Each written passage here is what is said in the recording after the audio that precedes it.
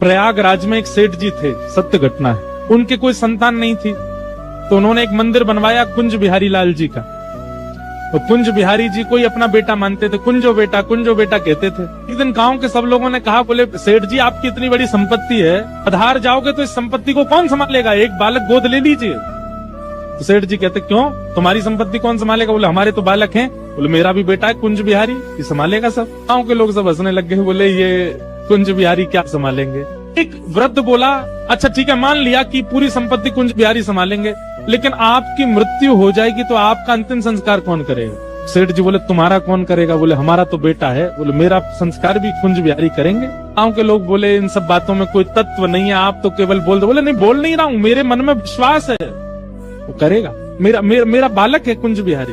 अब ये तो मानते थे ठाकुर जी को बेटा, पर ठाकुर जी इनको पिता मानते हैं कि नहीं, इस बात का प्रमाण हुआ जब उनकी मृत्यु हुई। उनकी मृत्यु हुई, गांव के सब लोग उनको ले जा रहे थे शमशान।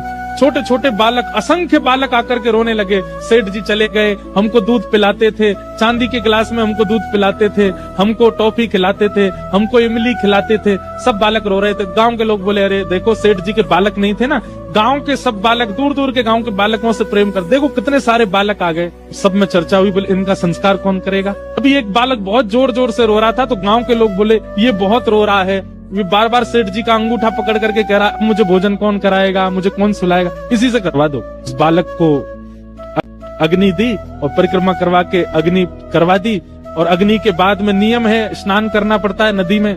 सब लोग उस बालक को लेके गए, चलो बालक स्नान कर लो, सब लोग नहा लो। संस्कार हो गया अंतिम। जैसे ही सबने डुबकी लगाई, डुबकी लगा के सब बाहर आ गए, वो बालक नहीं आया। गोताखोरों ने खूब ढूंढा, सबने ढूंढा, नहीं मिला।